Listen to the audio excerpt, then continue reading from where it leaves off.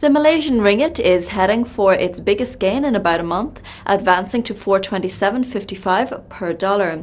Joining me now to discuss what is behind the recent gains is Ashish Kyal, founder and CEO of Waves Strategy Advisors. So Ashish, will the gains last? The overall trend for the ringgit has been depreciating over many months now. And if you check, it has moved from the level of 3.5, where it made a low in May of this year, and then it continued to move towards 4.45. So I think after such a sharp depreciation, there is some kind of consolidation that we are seeing, and it completed an impulsive up move and at 4.45, and what we follow is Elliott wave model to forecast, and we think currently prices are in wave C on downside, and it should head towards the level of 4.10 eventually over the period of next 2 to 3 months, and that will complete wave C, and then again a strong depreciation will start in this currency pair. Malaysia's Prime Minister faces international scrutiny after $700 million wound up in his bank account. Barack Obama is in Malaysia today for a summit and will have to address the issue. What are you expecting to hear after the summit? In this current summit, I think the major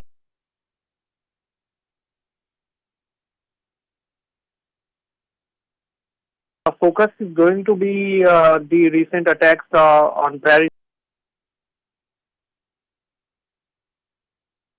which has happened. So normally economy is something that the focus is most of the time, but this time I think it's going to be a little different given the catastrophe which has happened just a few weeks back. And a lot of focus will be on that. Apart from that, I think Mr.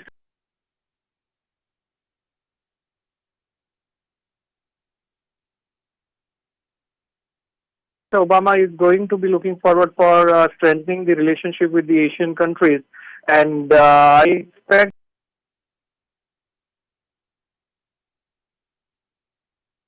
some discussions to happen on that front. And also, as you pointed out, there is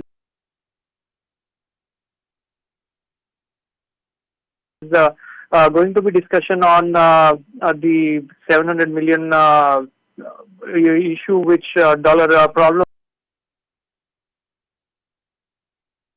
which everyone is questioning, that Malaysian Prime Minister has probably deposited in his own personal bank account, and no one knows the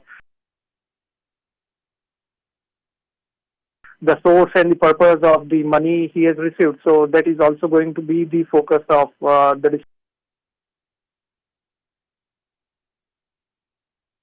discussion in the meeting that Mr. Obama is going to have. So in a nutshell, the focus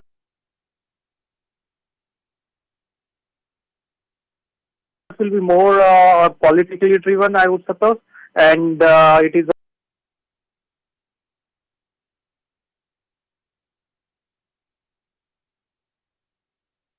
also going to be more on strengthening the economic relationship of US with the Asian countries.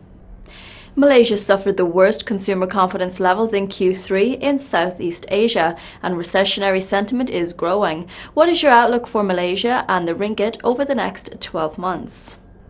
If one has to measure the sentiment, it is important to look at the overall stock market index. And if you look at Kuala Lumpur Composite Index, which is one of the major index, it has actually moved from 2009, it made a low around 800 levels. It moved from those levels to 1900. So this was an unprecedented rise that we have seen, and which indicated that the economy has done very well during that period till it topped out in 2014. And this correction which we are witnessing over past few months is expected, given the fact that there has been a lot of pressure across the globe on commodities. The price of commodities have been falling, and the developed nations have been fighting against to enter into deflation. Japan, as we already know, is officially declared that there is a recessionary pressure. So these pressures are building up and are the reason why we are seeing some correction in the stock market, even on Malaysia. So this looks like to be a temporary down move, which can continue on the Kuala Lumpur index. And over the next few months, 5 to 6 months, this pressure might continue, which will later on start building upward pressure on the ringgit, because after touching the level of 4.10 over 3 months, I think that the ringgit is going to start depreciating against USD and should again move back towards 4.55, which will be the all-time high levels, or I would say it's going to depreciate sharply after 3 months or so.